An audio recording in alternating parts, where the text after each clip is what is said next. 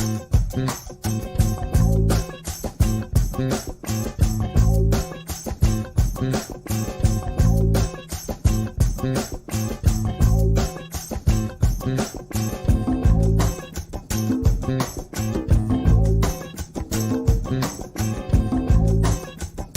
is John Lee Dumas of Entrepreneur on Fire, and you're listening to T is Talking with Tarolyn Moore.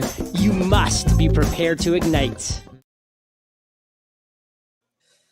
Praise the Lord, everybody, and everybody ought to praise the Lord. We're back again tonight for another T is Talking session.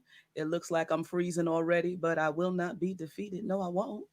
And we're just excited to be here again. I'm trying to make sure that we are not private again this week, TJ, before I get started. And we have with us the Right Reverend S. Geoffrey Monts tonight, and the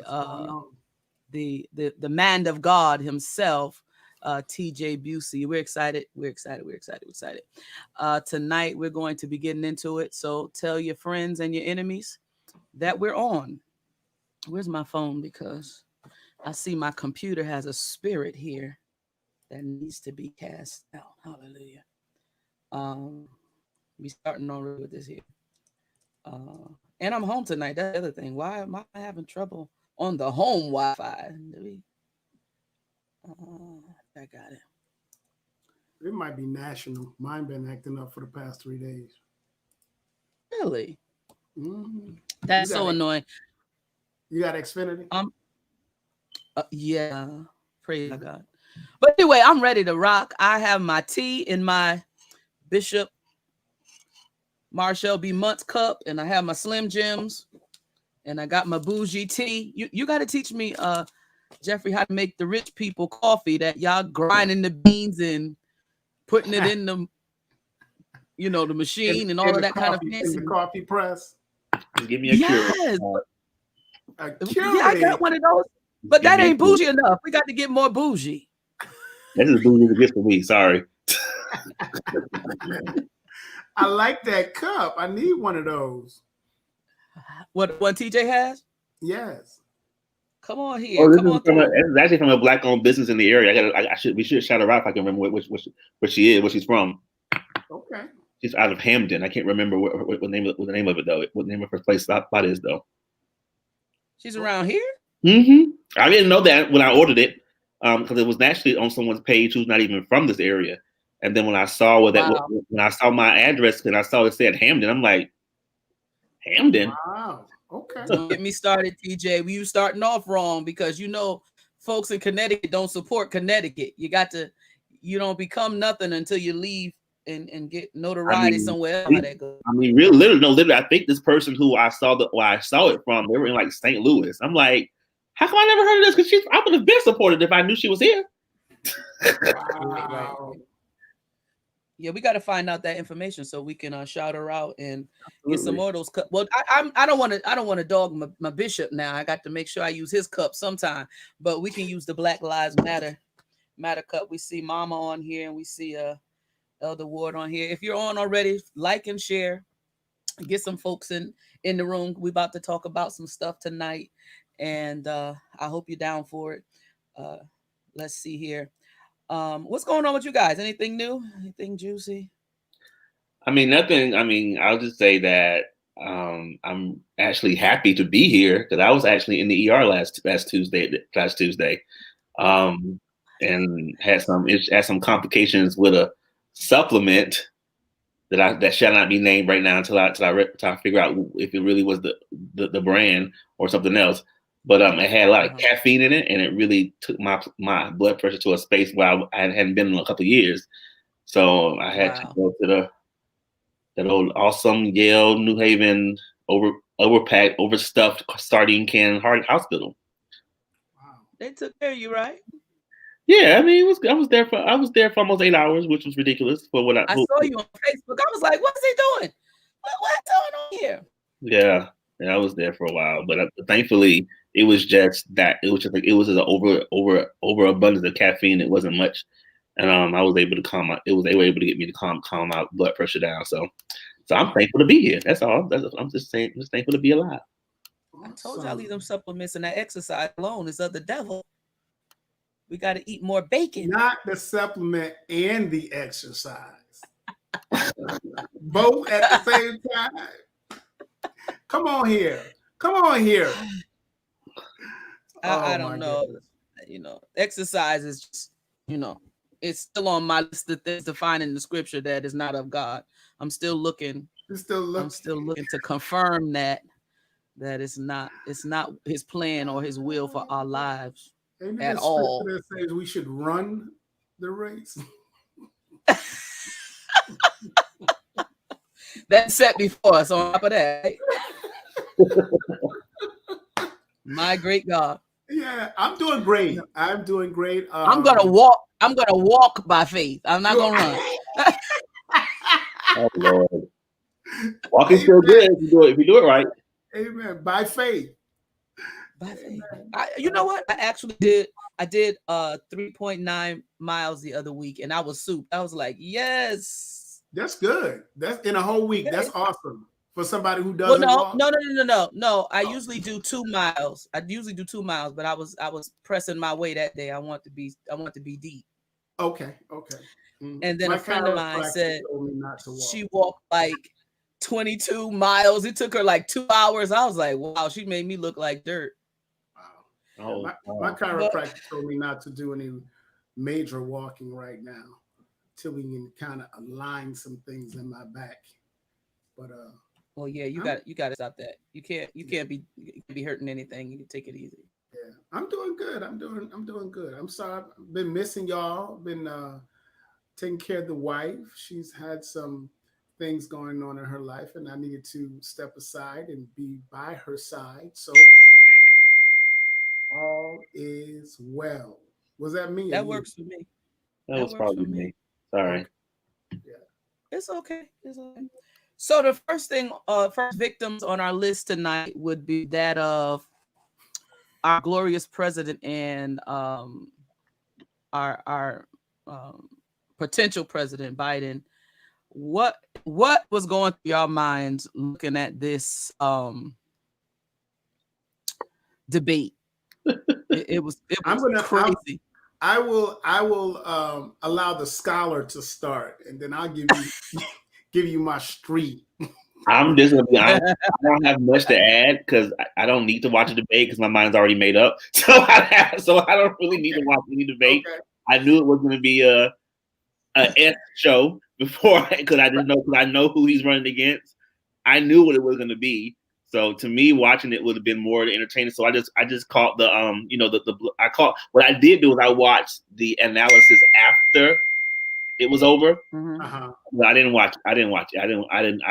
I knew that it was going to be a storm of feces, and I had no interest in being a witness to that.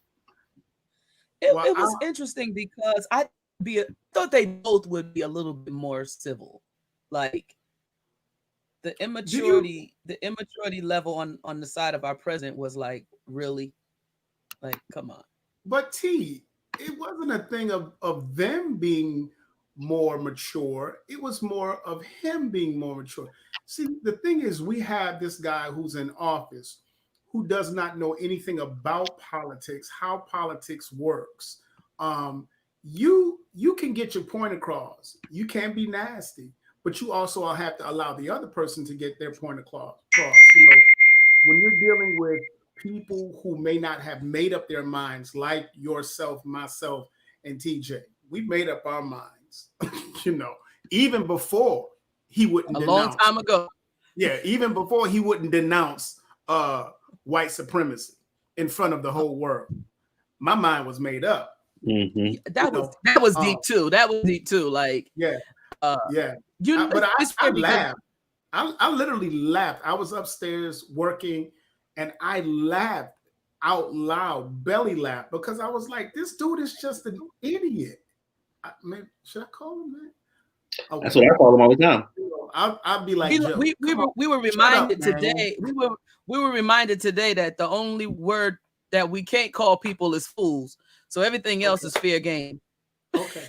But I just felt like he was like, the village idiot, And, you know, it was like, I'm going to out talk you so you can't get any points in, because if you don't get any points in, nobody's going to hear your platform. And if nobody hears your platform, then nobody will vote for you. And it's like, you that slow to think this is how this whole thing works? You know, Right. and I think that was my problem with the whole thing. Go ahead. I'm sorry. I guess that was a strategy. I honestly think he's afraid. I think that even though there are a lot of people saying, you know, he's got this in the bag, I really think man is really, really scared. Like, he's afraid that the antics that he did in 2016 might not work this time, because people have seen what those antics have gotten him. Even the people who supported him, the ones who really actually have sense and are able to analyze stuff, because they're going to be his. There are a base that's going to be his base no matter what. He could literally say anything he wants to say, and the base is going to be there. But there are a group of people who are like, this can't, like, this was fun. Why? This was fun for the first 4 years, especially those who were not negatively impacted by his presidency. This was fun, but now this is beginning to become something a whole lot different, and people are starting to now be more vocal about what they are seeing and how it doesn't reflect them as Republicans. Because I never considered, even as him running the Republican, I don't consider Trump a Republican by any definition of the word Republican. I don't consider him to be one at all. I think he just used that party to do his bidding. And they actually played along with him for a while, but I don't consider Trump a Republican. So, and so I think right now they're starting to be like, you know what? We're all set, man. Thank you for your part, but now we're looking crazy out here, and I think we need to do some different stuff. I think he's scared. Well, remember a number of years ago when he was on Oprah Winfrey show, he said if he ran at all, he would run Republican because they were the dumbest. And so I wish I could find that clip so I could play it over and over and over again on my page, because I would. He made that known that's who he was going to run as. I want to find that so bad, because I can put it on repeat. There's so many things he has said, and then people that protect him will say, "Oh, he didn't mean that," or you know.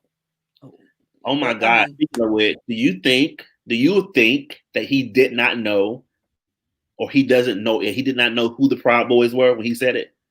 You think he didn't know? You know what? You know what's funny? When they brought up the Proud Boys, remember when they had that big mess on the New Haven Green, and I think Barbara Fair, I think her name is Fair. All those guys went down there and they went to confront them. The police came to our meeting and was like, you know, they had a prize platform on social media. They couldn't find anything that linked them to the KKK. But my thing is this, you know, everything has a remix. You know, everything has a remix. We didn't really look at the police department as potentially a place for them to hide, or in doctors' offices, potentially a place for them to hide. We're not, I think Black people are forgiving and loving to everybody except themselves. And so they're not suspicious of anybody except other Black people. Wow, that's awesome. Yeah, that's really absolutely true. I've noticed that even now, like, as we're talking about certain things and we're preparing, you know, we're only like maybe less than a month away now. Less than a month away from general election, and you're seeing the antics and you're seeing the things that are happening. And I'm looking, because I don't pay attention to what white people are doing right now. I just don't. Nothing against white people, but I'm not paying attention. We love white people. I love them with all. I love them the way that God loves them. Well, not the way that He loves them, but I love them because God loves them. And but I'm not paying attention to what they're doing, because what they do in terms of cultural impact for me is not relevant to me. So I don't really pay attention to that stuff. What I do pay attention to is what we're doing and what we are saying in our community as people like right now. And what I'm noticing is like what you just said, the doubt and how we speak to each other with doubt. We speak to each other with a level of disregard when we're saying certain things, but we don't have that same energy for the people. Like I literally had somebody from my hometown who's actually a relative of mine, like couple of generations removed, actually sent me this clip, this montage clip of Trump not doing racist stuff.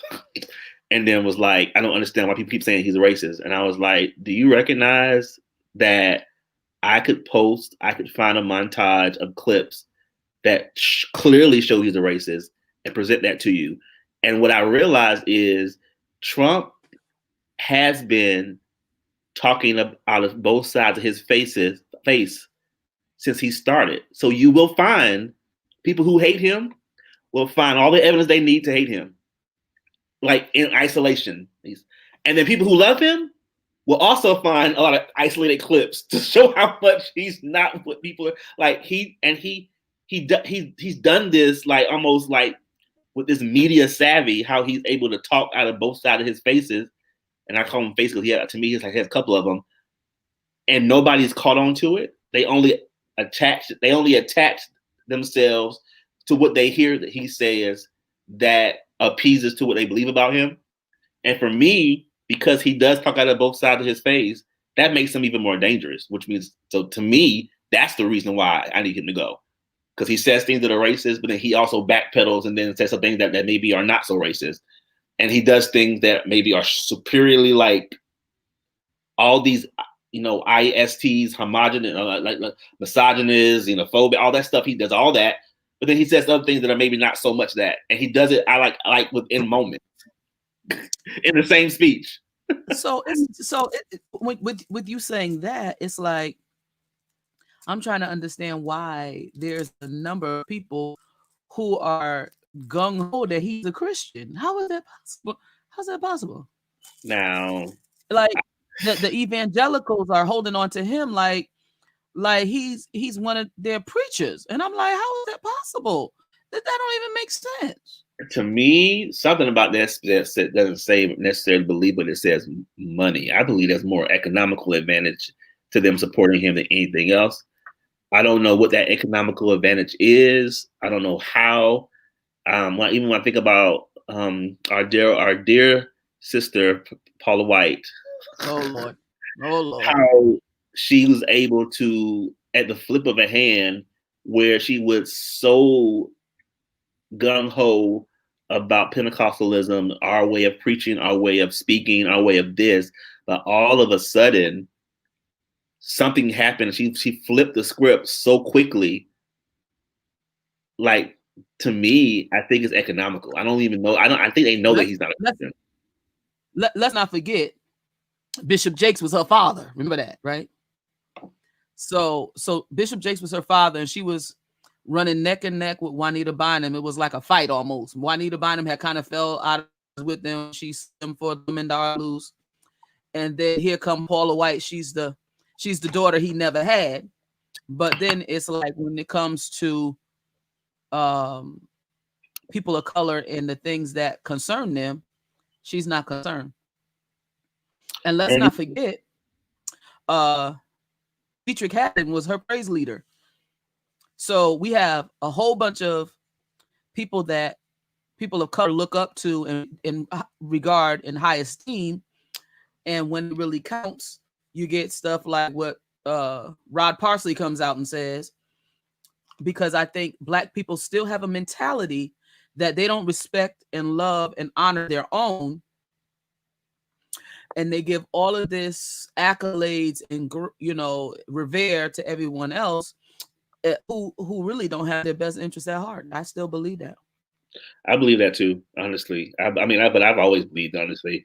I've always never really bought into white Pentecostalism, never bought into it really, because I know our people so well. Like, we, as much as we want to say that we are spiritual people and we really, really rely on that part of our lives to be the leading part of our lives, That's not really where we're at. We are really super emotional, and we really do attach ourselves to whatever emotionally drives us and soothes us and appeases our emotional, whatever our emotional needs. And it's cultural. I think that's something that's been kind of embedded in us, that we are easily emotionally tapped into. And all we got to do is just feel like you care. If we feel like you care, whether you actually care or not, all we got to do is feel it. And even if that feeling's fake, if we feel it, then it gives us an avenue of giving you grace and giving you credence to be like, they really are for us, blah, blah, blah. And then of course they end up always showing us that they're not. Well, the late Dr. Kim Carmichael used to say it like this: don't be fooled by a feeling and left feeling like a fool. Okay. And that's what I think we have been encountering. We have been emotional, and we've let people in and been loving to our own detriment. And I can say amen to that, because I do that in my own life. You let people in prematurely, or you just don't know who's who anymore. And so I think it's I think it's spiritual, but it's psychological too, because when we see a person of another persuasion come into our churches and they can sing like us and shout like us and don't miss a beat, and if they can squall, we make them the next star.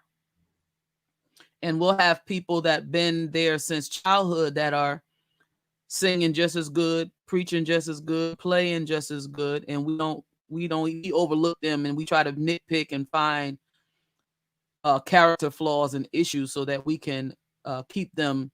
I say sometimes people try to keep you on their level because they can't level up. Right.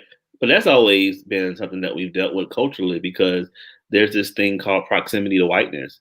And the closer you feel to whiteness, even though we know we're not white, somehow or another it makes it better.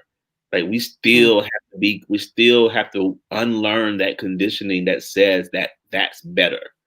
And even though even though that's taking away from us, they're taking us away from us, our ways, our traditions, our way of speaking, our way of singing, our way of doing whatever, and they're kind of performing it for us. We see that as, because they're doing it, they've now given some type of validation to our gift, our being, our way of being, and that proximity to that is dangerous, because then those kind of things produce. Then we produce, because of that. The people like Candace Owens are able to exist. People like Tim Scott are able to exist. Those people denounce their blackness because they think that proximity to whiteness is the key to success. I just want to faint on them two names alone. Speaking here from fall on the floor. It's like really. Sometimes I want to look inside people's brain and say, what's going on in there? Hello, is anybody here? Hispanic Americans, and I'll tell you this because I see it when people are applying to schools or whatnot. When you think about race, they never ever choose black. If you're Hispanic, you could be as dark as me. I've seen it. Because they're Hispanic, they get to choose white, and they will choose it every single time. And ain't nothing on their skin that looks white. There's nothing on their skin that says I'm white. But because they can on paper, they always choose it, because that proximity to whiteness is a psychological bondage that we've been taught that we got to lean into in order to make ourselves feel like something. So it's like you're not substantiated until they say you're substantiated. Like, even with. Go ahead. You feel you're close enough to, or you feel like you're close enough to it to make a difference. Like, because you're not dark skinned or you're not black, then you got to be okay. Right. That's so true. That's so true. That's so true. And but this is a post Obama world we live in. How is this still happening? This mentality is still very prevalent. We still have colorism, amongst ourselves with what we prefer. Someone was asking me last night, just as an aside, someone was asking me last night, Terry, what kind of guy? And I was describing them, and I was like, but at the end of the day, good looking is good looking. Dark skin, good looking. Brown, good looking. White, good looking. I said they can be Chinese. My problem is, are they 6 feet and over? Because I'm 5'9". I can't have no little short man. You see, so it's like, but we still have that thing where we're talking about, well, brown bag, dark skin. Like, what is we doing? What are we doing? I don't understand why this is still an issue. And it really is. It's like it's a whole generation or two later after slavery, and we still here talking about brown bag black. Like, what is that? It makes a difference, and I think it's because it's once again I keep going back to how we got here and how those 400 years that we will never ever get back created this dynamic of psychological torment. I was gonna say it's really a bondage of some sort. It's like a stronghold of some sort. I don't have to sound churchy. We perpetuate it because it's become comfortable. It's become comfortable for us to compare ourselves amongst ourselves, knowing that we all black, but we get to, for whatever reason, we get to feel better if we're not all the way black. if we're not a little black, dark brown. It's like most black people that say they got a little Indian. Right. There's always this desire to not be black, or not to be close to the blackness that. And I think color and how people see race and color, even in our own community, it kind of perpetuates that whole dynamic of light skin. The light skinned people get the better treatment. Even I can tell you an example. Even I can give you an example. Okay, so I consider myself a brown skinned person. I don't know if I'm I don't know. I consider myself pretty brown. If somebody told me I was light, I said I don't see that, but whatever. But I went into the vitamin shop to return the product that almost gave me a heart attack. And to get the replacement that didn't have the caffeine in it. And a man who was darker than me came in the store behind me. I was at the checkout, and I was talking to the lady, telling her what happened, blah, blah, blah. He went and got his item. She didn't see him. He put it on the counter, but she didn't see him do that. She saw him walk out the store, and her eyes did not leave him. I'm talking to her. She's not looking at me. She's looking at this black man who's darker than me, right? And I wonder, I'm like, did she see me as more safe? If I was a criminal, I could have popped her, and she would never known what hit her, because she was so fixated on what she thought in her mind this dark black man was doing. And I believe even white people buy into this whole colorism thing. They buy into it too. Because I saw how she talked to him was very different than the way she talked to me. And I'm like, whoa, they even buy into the colorist thing. But we've helped them do that. And they've helped us do it too. Crazy. It was crazy. I was like, it is.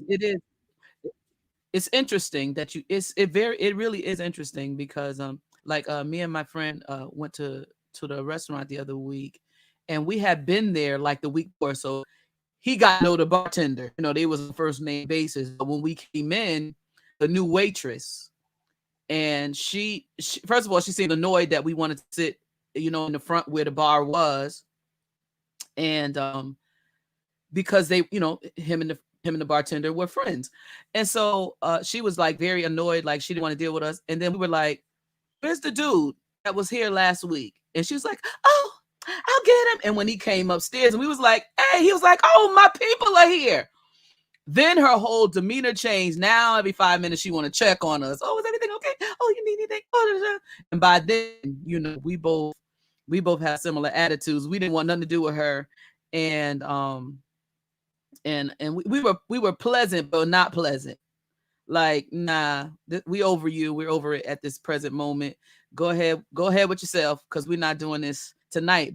But we could tell once the other white guy co-signed us, then it was all right, Negroes. You know, it's kind of annoying, but it's annoying. But this is American, and we can't be mad. I mean, honestly, we're trying to shift something that's been a part of the culture of this American culture for like hundreds and hundreds of years. It's very hard to undo that kind of stuff. I mean, we made progress, which is awesome. Well, but it's really hard to undo a psyche that's been baked into the DNA of this culture. Like, it's hard to undo that. And even though we are seeing things and people are starting to recognize certain aspects of stuff that we knew was wrong and always was wrong, but it's very difficult to undo some of that stuff. You have to be very conscious about it. Even I have to be very conscious about it in terms of, because you know, I often felt myself was always feeling a little less than, because my mother is very, very light skinned. Like, she could pass. Mm-hmm. And I was like, why? And I always was mad because I'm darker than both of my parents. And I was like, God, are you kidding me? And then I'm like, I had to check myself. I'm like, why am I mad about being made black? Why am I being mad? Because that's been baked into our existence. Like, I don't even know where that's learned, because I don't think it was ever brought up in my household or my family. I don't think it was. But I think the imagery makes a difference. And you start seeing it. And it's like, dog. Wow. It is. Yeah, it definitely is. And I think that's, for me, that was the hurtful part about our president saying he wanted to make America great again. Because I'm like, what exactly does that mean? That means you want to exclude people that look like me, you know. You want to exclude people that it doesn't matter how educated they are. It doesn't matter how productive a member of society they are. You still are after this white supremacist, white power. And it's even more saddening and sickening that we have this these kind of mentalities running through our minds and through our psyche all day, every day. And we still have people who are anti-voting, anti-church, anti-religion, anti-spirit, you know, anti-prayer, anti-preacher, anything that to me has been a catharsis or a healing balm for us. We're turning our backs on what the old people probably would call the old landmarks.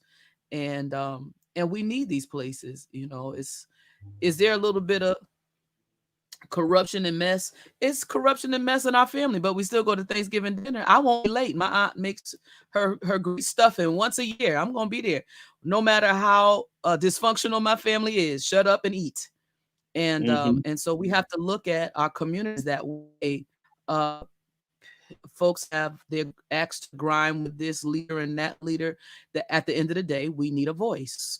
We need an icon. I think that when we look at churches, because that's my familiarity place, when we look at churches, that pastor is the icon for those people. And so we need, in every city across our country, we need an icon that represents the people. Unfortunately, pastors have not settled on the fact that we might have the same giftings, but we don't have the same grace. And when you have a leader in your town, you should undergird them and support them, and not spend all your time trying to undermine and make yourself a seat at a table that you don't know how to navigate. You know what? That's very difficult. It's very difficult because the time you speak of, there were, to me, that time, Like, I think about the time my mom grew up, they didn't have options. Like, honestly, I'm thinking about the things they had look for. Like, they literally had, my mama literally had, growing up, she might have had 3 TV channels. 3.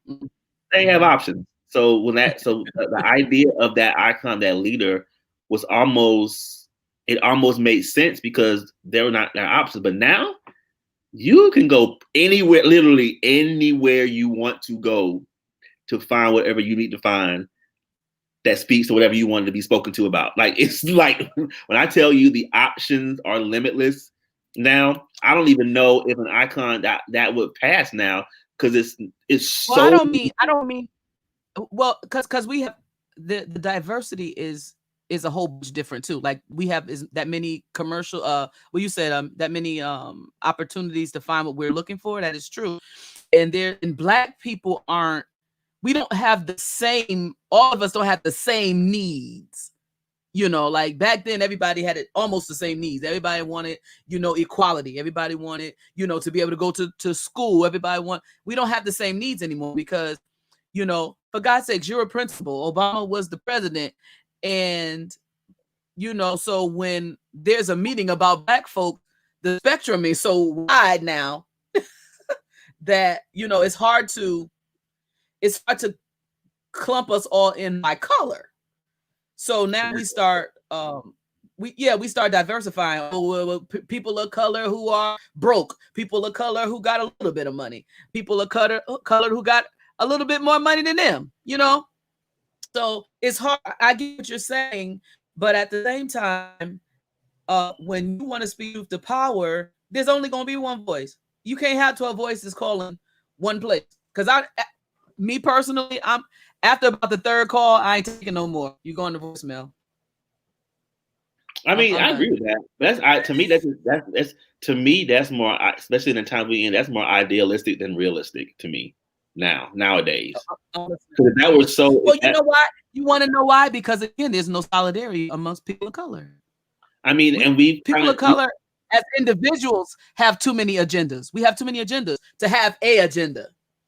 And we've also made it into different spaces. Like literally, we now have Black people where the president is possible for that group of people. And let's be real honest, that presidency, in terms of the aspiration of that, is still really a limited space for Black folks. There are a lot of spaces that are still limited for Black folks, and everybody ain't gonna be able to go.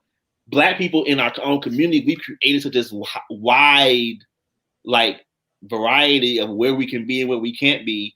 Like, literally within our own community, there's a caste system. That is so true. That is so true. So forget about, and so of course, and our caste, and I believe the caste system that we created in our community is literally defined by how close we can get to whiteness, or what we perceive success and whiteness to be.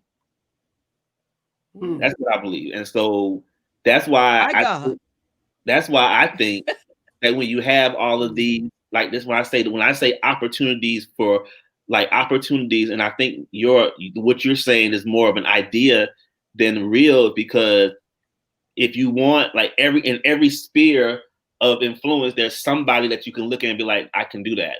But then also there's the other place on the flip side where you can be like, well, I don't want to be that. I don't want to do that. No, that's not who I am. I don't want to be around those people. And we, in our own communities, we have those people. Like, how do you have those people in your own community? But we have those people, these kids, that person. We created that in our own community. I wanna T, you still here? Yeah, I'm here. Oh, okay. I guess I wanna hit on that point that you said that we've created. I want to make sure I understood it right. This thing in our minds that we have to we assess our success by what white people have. Did I say that right? Is that? Close to whiteness is something he's saying. And the whiteness to me is an idea. It's not really a person. It's an idea. Whiteness to me ain't really real. It's an idea that is created. You dropped out. Yeah, I don't know what's happening here. Okay. So I guess I would say that mindset might be right for someone who is immature, even to try to aspire to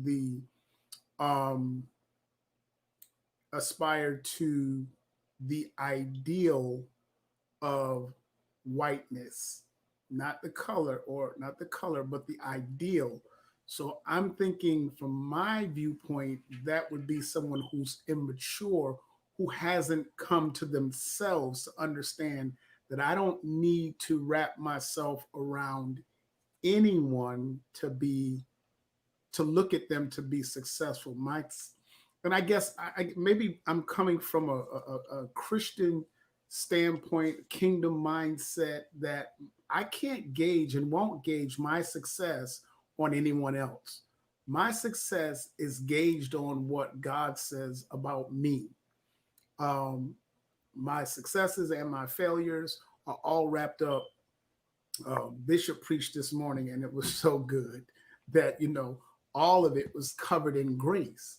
Jesus, all of this was done, and it's covered in grace. So I hear what you're saying, and there probably are a lot of people. This is why we have people in the hood who live in apartments driving BMWs, and they live in the projects because they're aspiring to be something that they're not.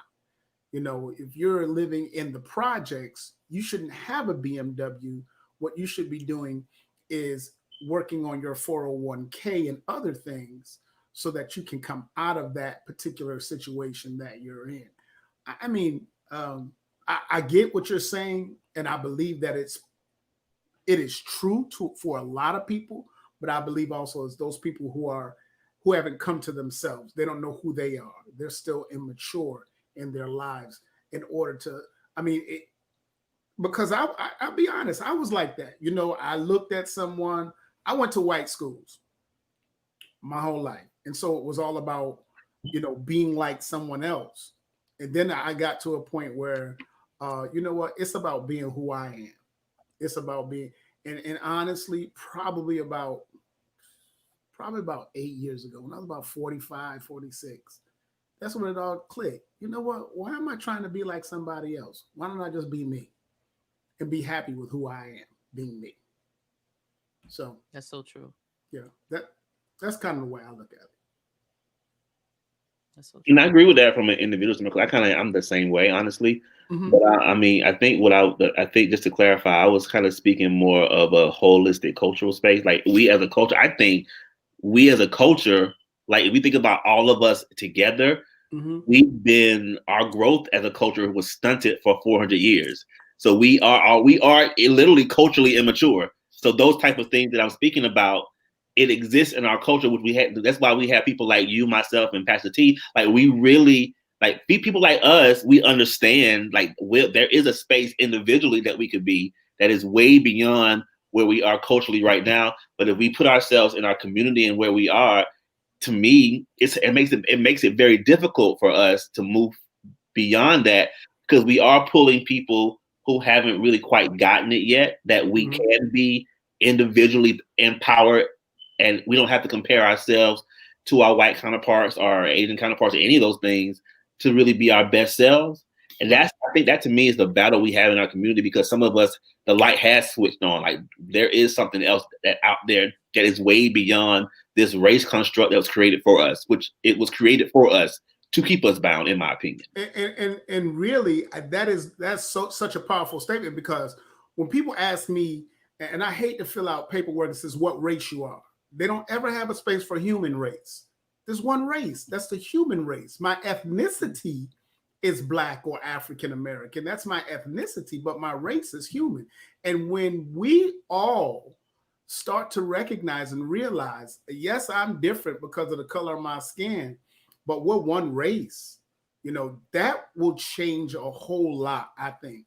And Pastor T, you said something earlier about us not having one agenda, and I don't think we can have one agenda, because when you look at Brother TJ said the idea of whiteness, they don't have one agenda. They can't get themselves together. Either you far, or you far to the right, or far to the left. And it's white people like that. It's black people like that. It's Hispanic people like that. It's Asian people like that. You know, to try to get every black person on one agenda would be crazy. Now, to try to get every black person not to follow somebody who is clearly a racist, that makes sense. But unfortunately, some people have just been bamboozled for so long. Master Ice is so much colder than the brother Ice. You know, I don't get it. Then that's one thing that it's so challenging to me that, you know, we just discount what comes out of someone's mouth. And we're talking specifically about the current resident of Pennsylvania Avenue. You know, this dude will say anything. He will say anything, and he does say anything. I don't know how a woman would support him. I don't know how he has any women in his cabinet. And we all know doggone well, if Barack Obama had said in a private message that somebody had recorded, I'll just grab him because it's no big deal. You know, when you're a star, they'll love you. Really? You said that, and every evangelical brushed it under the rug? You gotta be kidding me. At what point, you know, now really, if you really want to talk about one agenda, all of us Christians ought to be on one page. You know, all of us who are confessing that we are Christians, we should be on one page. Should be. I think when we talk about one agenda for people of color, I think that other races do have a solidarity agenda. They make sure their kids are educated. That's a baseline. That's not a priority within Black culture. You're right.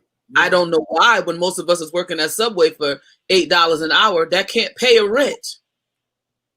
Not unless all five of y'all working in the same Subway. Unless you own it. In the same house. Unless you own it, because a lot of people from other cultures, they understand how money works. They're not in survival mode; they're in building mode, and people of color are still in survival mode. But does that come in because of what Brother TJ was saying about that 400 years of oppression, that we didn't learn these things? Absolutely. But again, we have demonized the church. The church is the place where the preacher teaches you, depending on what preacher you got, on mental cognitive liberation. Now, once we go to church and we shout, people say, how you in church shouting the victory and go home and still a mess? This is what we've been conditioned to do. Anytime, the more we're burdened and oppressed, we go to church and we praise harder to get our soul free, but our finances are still bound. So this is what I'm talking about. We have to have solidarity in this way. Education has to be a priority. Entrepreneurship needs to be a priority. People with degrees can't find jobs. So that means you got to create a job for yourself. That's right. I mean, you're talking about something that's not really. Go ahead. I think you're speaking. I keep telling you this. You're a unicorn, Pastor T. So you're talking about stuff that should be happening. Pray for me. Like you're talking about things like what you're talking about it like what you're doing, everybody doing, and that ain't so. Sorry, they're all. Unfortunately, there's a lot more out there who are more interested in getting you to help them pay for the mortgage of the $5 million building project that nobody ever wanted in the first place. You said that out loud. I said it out loud. They wanted to build a cathedral to themselves. Is this water? I think I need something else, TJ. I don't know what to say. No.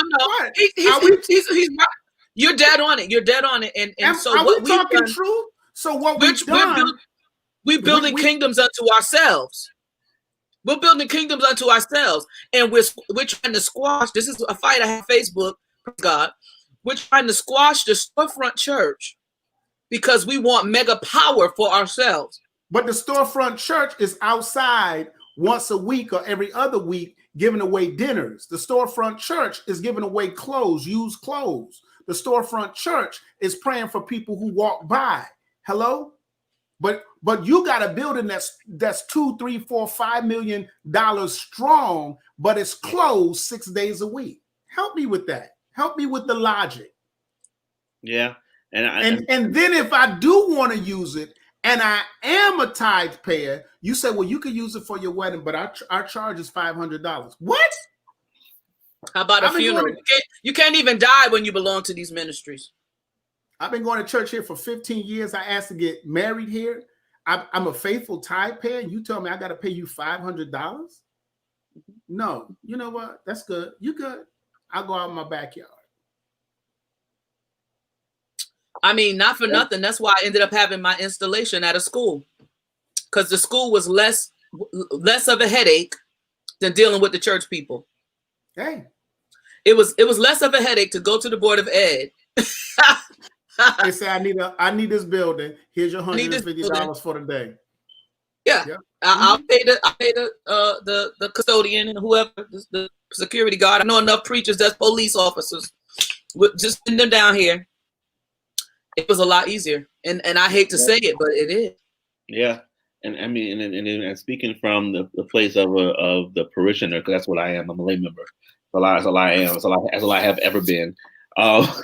Like, and even not just what like the difference between community and activism or whatever, but also I believe maybe in some spaces, you know, I made this point last week about how sometimes, you know, Black people in Black churches sometimes find themselves not really understanding what it means, what healthy submission looks like, because we've been taught like horrible, like bad submission for so long, not just through white people, but even within our own culture of what bad submission looks like, the abusive, the toxic, the psychologically damaging submission. So when we do find healthy submission or people that we can be healthily submitted to, there's a level of rejection that comes to that, because we're always questioning, are you really, really going to lead me the right way? So there's a level of that into play as well,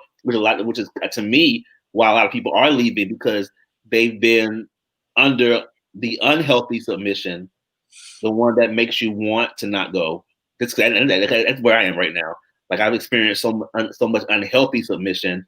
Like, I'm really having to like decompress, like unlearn some things that I knew were not healthy, so that I can really find a healthy place again. I run into that. I run into that a lot when people come from churches that have been abused and they come to our church, and I'm just like, okay, you know, only thing I don't like is you don't have to lie to me. I'm like a boss. If you ain't coming to church, just say you're not coming. You ain't got to lie and say, you know, your foot hurt and you got to do. I'm not a warden like that. But I do want you to be accountable. Yeah, especially when you're in leadership. But people who do that, they're afraid of what that unhealthy submission is like, because they were in a place where they did that, they were berated. Damn, like that happens. So when you have somebody like you who just wants to know and wants to be accountable, because you really understand, you really can't make nobody do nothing. You just want to be, but you want to be able to be accountable. It's a different mindset. Once again, unicorn pastor, because that's why I call you a unicorn pastor, because because at the end of the day, you know, I didn't come up under abuse. Thank God, I didn't come up under abuse. It's just accountability. So if you're not going to be there, let me know, and that way we're not. I do say this. you can't be in leadership too long when you're not accountable. And if you can't serve, then you can't. Then give me your collar and go sit down. Mm-hmm. Mm-hmm. And see, I don't subscribe to that. You know, oh, I can't be here. Oh, I can't do this. Oh, I can't do that. Listen, me and my mother have 4 kids to get dressed for church, and we made it there on time, and we still ran praise and worship. And this was before I had a church, you know. And it's like these excuses are so bogus that when I hear them, they really make my skin crawl. But but for me, it just lets me know where that person is. Right. So so I start dealing with them on their level. A sister minister, get yourself together. I'm not playing with you, because then you'll go out here and say, I'm a preacher at the meeting place, and the people looking at you like, you know, I was glad one of the people left our church when they became a minister. I was glad, because they went to a funeral making the people stand for the prayer, you know, just all kinds of stuff that was not unorthodox, you know, the bad advice and all this stuff. I'm like, I'm so glad you left. Praise our God. Because if you're not going to be submitted, what are you here for? Right. What are you here for? What are you here for? What are you here for? To aggravate my anointing? You're not going to do it. Because again, as laid back as I am, I'm also as old fashioned. Like, you know, don't let the door hit you. Praise God. And you know, the thing is too, is that although you may be a young pastor, you're mature, and you hang around with a mature bishop that puts you in a position to understand when they leave. Bye. You know, and really that's what it comes down to. It might hurt, but at the same time, when you're gone, bye, because there was a reason.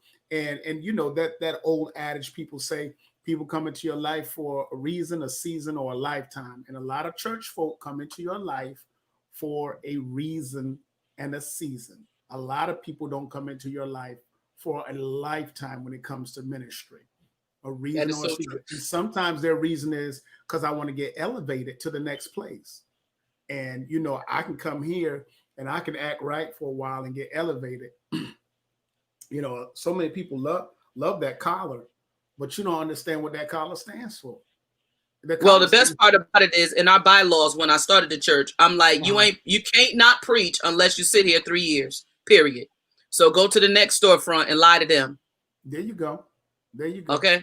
I'm not playing with you, because first of all, if you come from another place, you have to have time to detox from that and get the spirit of the place that you're at. You got to prove yourself. Yeah, exactly. Absolutely. It's if you're in Bible study still talking crazy, thank you for revealing yourself. But okay, stay right there. And like Jesus told him, stay right there until you get empowered with power from on high. Stay here. Yes, Lord. And wait on it. Wait on it. Wait on it. I know that's right. So you had mentioned to me about how we gonna keep this going. How do these pastors keep this going during this pandemic? How are they handling this? That is so true. You know, the best part was the technology was the best part for me. Praise our God. Mm-hmm. Mm-hmm. Because it allowed me to make a choice, and I chose not to be on Facebook. And I saw other pastors who made the choice to be on there, and they were doing their best campaign, and I saw all kinds of lights and swirls at the bottom of their screen, and all kinds of singers that. Why are you talking about me?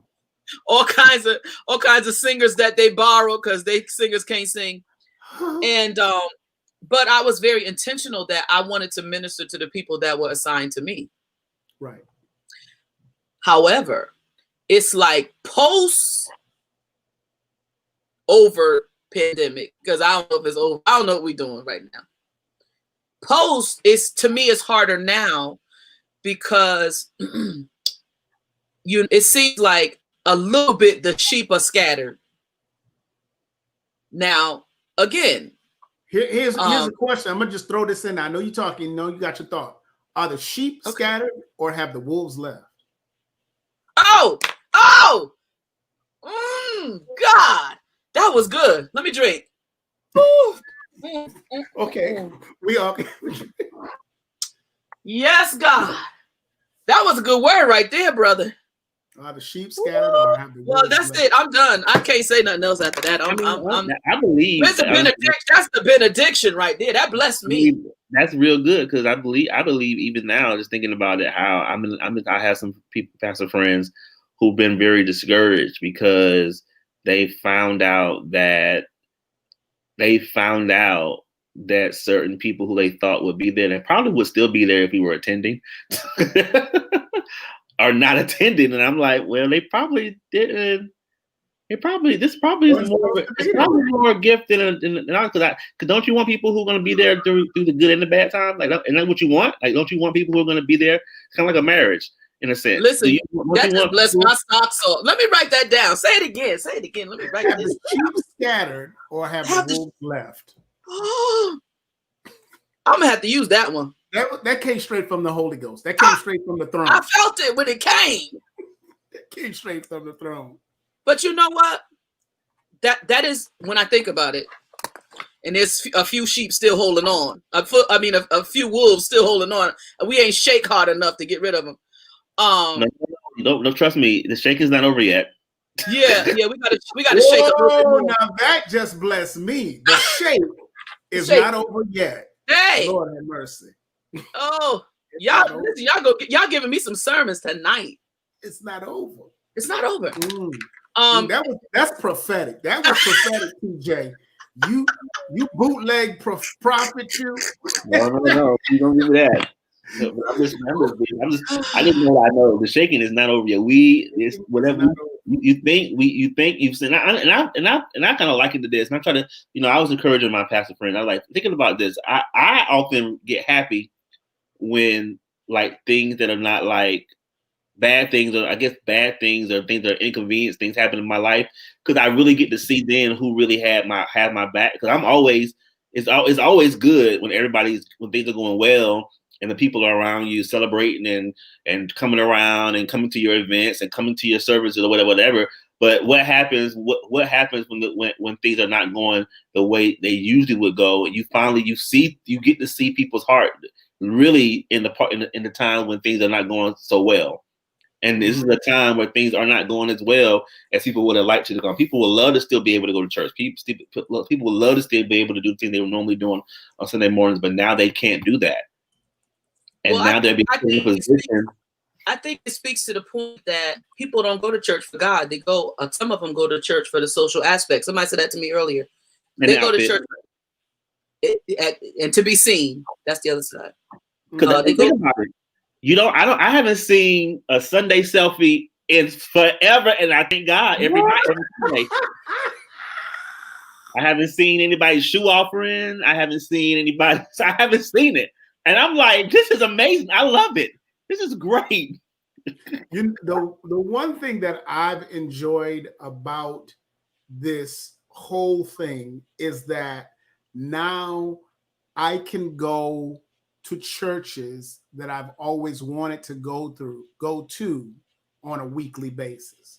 So there's that 4 or 5 pastors who I've always wanted to sit under and listen to them and be tutored by them, that now they've shifted and their stuff is consistently online now, that I can go and I can sit. One, for example, is Noel Jones. So I know, he puts a Sunday service and it's on Facebook. I know that I can go sit down on Tuesday afternoon and flip Noel Jones on and have him tutor me, learn 2 or 3 new words. You know how you do. Noel Jones is amazing. That's one of my favorite preachers. Exactly. So, that this is the one thing that I really enjoyed about it. Now, for me as a pastor, I've taken some time off because I've had some issues going on in my life that did not afford me the time to sit down and say, okay, you got to do this. And somebody said, well, that's just an excuse. But I'm telling you, I think that I was wise enough to know that if I were preaching, I may have been preaching out of pain and or anger, as opposed to preaching to edify and lift up and to build up. And so what I needed to do was I needed to take some time away, literally it was a sabbatical. Get away, get back in God's face, get a better understanding of some of the things that God wanted me to do and the new move and the new things that he wants me to do. And now I have a clearer understanding of where I am going as a church and as a ministry. That's what's up. Yeah. I think if pastors were smart, they would have used this time to relax a little bit. However, it's easier said than done. You still have the same demand. You still got, the same stuff that you have to do. You're just not in the building. And I think that's one of the things that the people that have decided to stay home don't understand. Especially, again, when you have a ministerial staff and they're staying home, you're still doing all the work. Yep. And you're still trying to plan things out, and it's like, that's one of the things that I think when you talk about pastors pastoring during the pandemic, if that's a thing, that folks don't understand, that they think we're home, I can get on Zoom and it's easy breezy. It's easy breezy for you because you still in your pajamas laying on your bed with the camera off and or coming on with your bonnet, and it's easy for you because you're doing the same thing you did when we went to church, which was nothing. So your praise is still nothing. Your praise is still nothing. Your interaction with us is still nothing. It's just the nothingness that you was doing when you was home. I mean, when you were at church. Mm-hmm. And I said that because people were like, "Oh no, we're straight online." I'm like, I'm going to church because I need to put my feet on it. Oh, glory. and also what I'm seeing and what I've noticed is like, to me, and this is just what I would have perceived, just being someone who is not a minister. Once again, I'm going to make sure it's very clear. I am a lay member in this conversation. I'm speaking from a lay member perspective, who's actually not even a lay member right now because I haven't been in church in almost 2 years. But that's heavily over there. Well, you know what? I feel like this, TJ. When you've been in church your whole life, the 2 years don't count. They count for me because I do miss it. Honestly, you're a member emeritus. But for me, and I've seen this, like the opportunity of pastoring during the pandemic for me, and I call it an opportunity because this is the time where we're supposed to show up. We think about communities, or we have families who've lost their jobs. There are single mothers out there who are really trying to figure out how we're doing the school thing. Like, this is you talked about it in a previous conversation, how this is really a time for the church, the community church, to really, really, really like get in there and do some real stuff. And I don't think all the churches that I'm aware of are catching the opportunity to really show the power of church and community in this time, in that space. Like, for me, I would love to see more churches, and I'm seeing this. I've seen churches in the Connecticut, in the New Haven community, really step to the plate and really do things that are like saying to people, even though our doors are not quote unquote open, our doors are open, and this is how we're showing that we're here and we care. Right, and I think so many people are missing it. Like, honestly, I know people who have been lamenting because they can't go into the church. And I'm like, but hold up. This is an opportunity to literally be the church. Like, the opportunity to be the church is so great now. You should be rejoicing because now you've been in church all these years and you have all these tools that your pastor's been giving you. You know about benevolence, you know about, community give back, you know about how to fill needs because your needs were filled. So now's the opportunity to go do that stuff, and do it in a big way. And I don't see people taking advantage of that. Well, again, when the focus is off, it's even when it comes to pastoring, when it comes to bishops and overseers, I've been saying this my whole life. If you don't have a vision for it, then don't take the title, because these positions, you have to be a visionary. Now, as a pastor, I understand that I can only go as fast as the people allow me to go, or how fast they assist me to go. But I'm like, people are in these positions, they don't have vision for it, and it's sad because the people suffer. What were you gonna say, Monts? I lost it. I lost it. It's an old man thing. It's all right. It's all right. Basically, that's it. I think the problem is that, you said you've learned benevolence. No, you were there when we taught benevolence. Mm. You haven't learned it, because this is the perfect opportunity to get together with 3 or 4 people in your ministry and say, you know what we're going to do? We're going to cook dinners. We're going to cook 15 dinners, and we're going to go downtown and we're going to give them away. And that's what we're going to do. We're going to go up to homeless people and hand them dinners. We ain't got to tell nobody. We don't have to put it on Facebook. We can just we don't do anything like that unless we got the Facebook Live rolling. Come on. Right. Yeah. And the sad thing about it is they think you ain't doing it if you're not posting it, people think you're not doing anything, which to me is ridiculous, by the way, too. Yeah, absolutely. It's unfortunate that so many people feel like they have to have faith, because, okay, now I get it. If you go into the church's kitchen and you make 500 dinners, please get on Facebook, because you don't want no extra food left over. You want folk to know. But if it's 15 dinners and you know that there's an area where there's 15, 25 homeless people and you're doing a little bag lunch, go down there and hand them bag lunches out and turn around and walk home. Because, see, that's true. That's scripture. That's what we're supposed to be doing. Find out. Right. Pick up the phone and call Brother TJ and say, you got some kids that need tutoring and reading? Is there a way that I can connect with them online to help them with their reading? That's what we're supposed to be doing. This is the opportunity of the church right now. It's not so much about, the government said we can't be in church. Wait a minute. And I think I said this on one of the shows before. I was asked in my catechism when I was being ordained. Was it ordained or licensed? No, it was when I was being ordained in my catechism. I was asked, if we tell you you can't preach, what will you do? I said, you can't tell me I can't preach. Come on here. I said, they made that up. Yeah, I mean, it was one of those questions they kind of threw at you to see where your mindset was. And I pretty much looked them in the face and said, you can't tell me I can't preach. If the church shut down, I can go preach on the corner. What are you talking about? So that was the right answer. So I got ordained.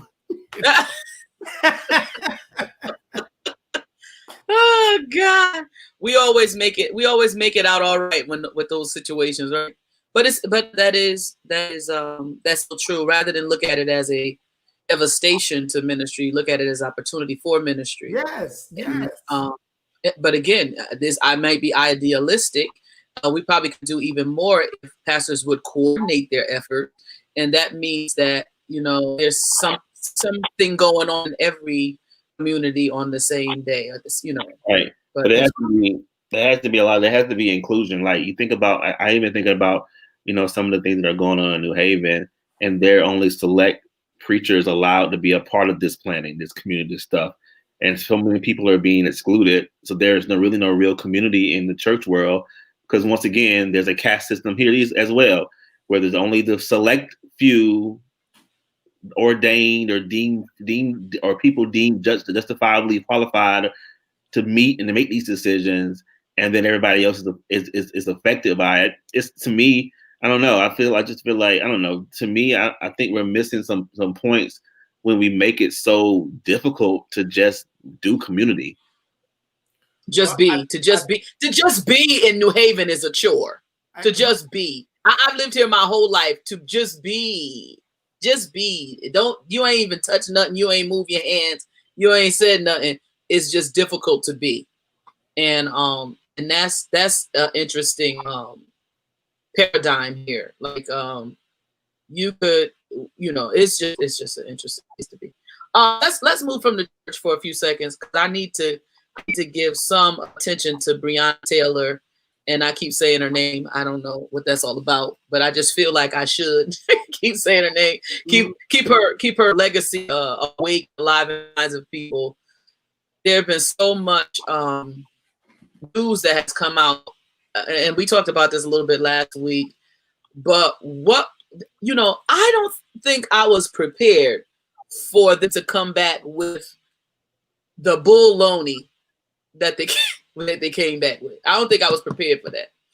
I thought that, this is one of those cases, just like George Floyd, like, we are watching you stand on his neck. Okay.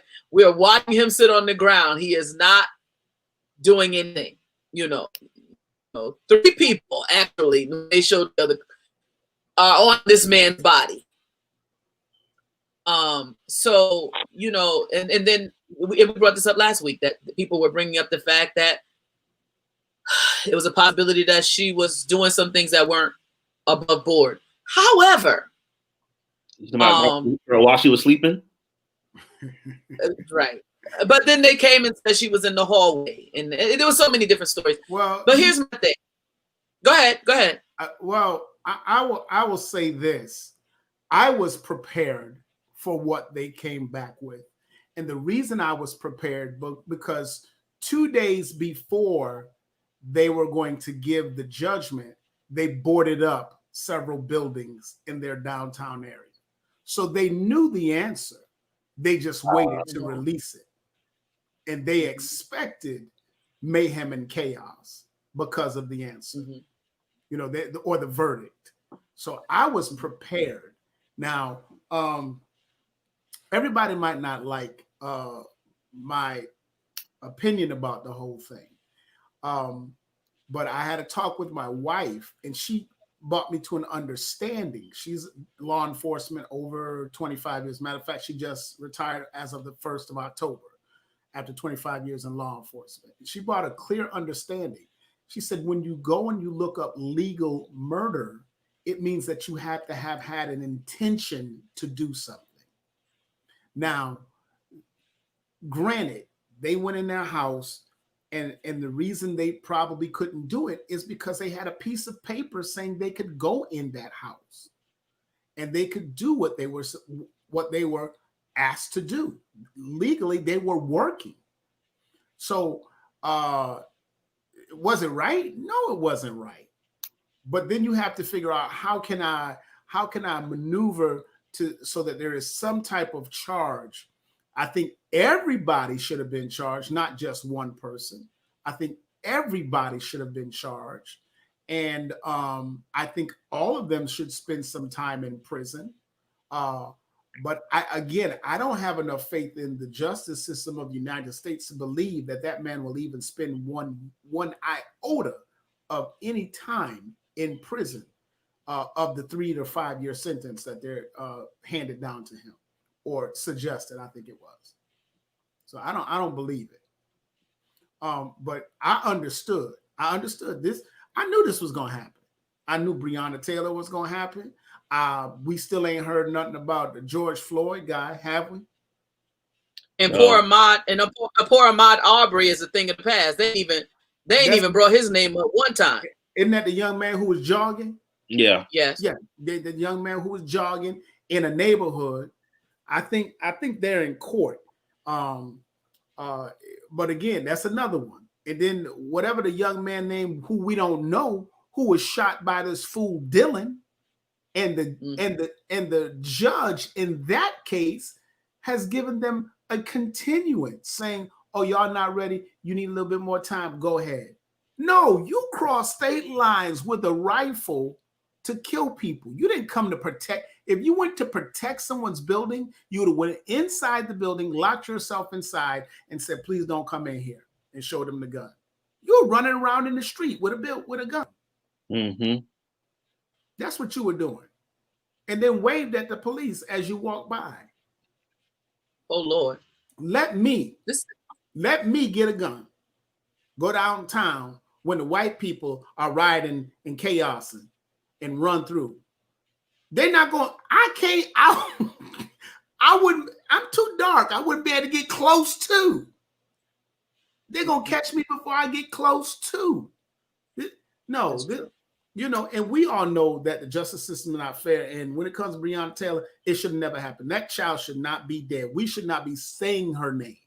That's the truth of the matter. We should not have to have a hashtag Breonna Taylor, because that could have been handled differently. So you think the 12 million was a payoff?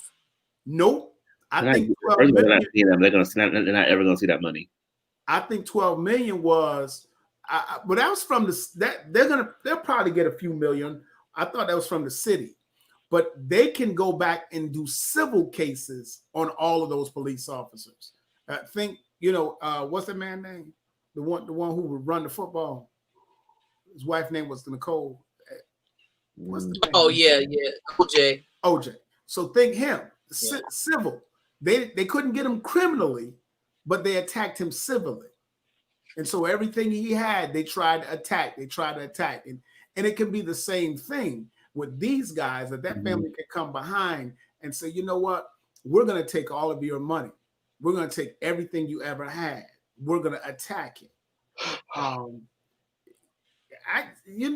The whole thing bothers me. I don't like the fact that we have to have this thing in this country where there's two different laws for the same thing for two different skin colors.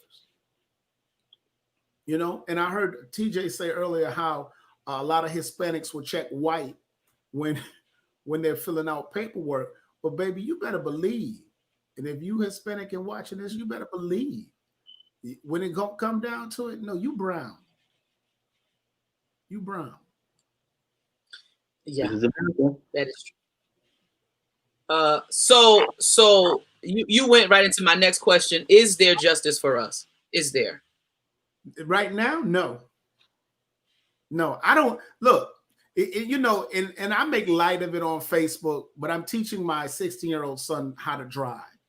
And he drives like his dad. I make light of it on Facebook. I posted one day that, somebody tell my son that the speed limit is there so that he doesn't give his old man a heart attack. You're doing 60 in a 45, that kind of thing. But I had to sit down with him seriously and tell him. Now, he learned it honestly. He got it from me. He got it from his mom. But I have to sit down and seriously tell him, you are Black. You have dreads halfway down your back. You have got to follow the speed limit, because you are a target for some police officers automatically. And it's not like you got a fancy car, but I know you like your music. So once you get your little license, I'm sure the music will be loud. This child like Elton John and these other rock bands. So he gonna be rocking it out in the car and, not paying attention and run a light. Not get into an accident, but then he gonna have the blue lights behind him. And that's kind of stuff. There's no justice. I don't, and I said all of that. I don't even want my kids getting pulled over for a speeding ticket. For a speeding ticket, I don't. I mean, and that's why, and I think that's why when we see people on, it looks suspicious when you're watching the news, but technically, when the police show up, the first reaction of people is to run. I'm not guilty. I'm not guilty, but I got to get away from you because you be tripping. And I think that is a thing that, law enforcement might need to reconsider. Everybody that's running is not guilty. And here's my thing. Unless it's a serious crime, like I killed 12 people, leave the people alone. You'll catch them in due time. You don't have to catch them today, right this second, because they got a nickel bag of weed or come on. They don't. Do they still do nickel bags, team? I think you showed. I don't know. They told me it was a dime now.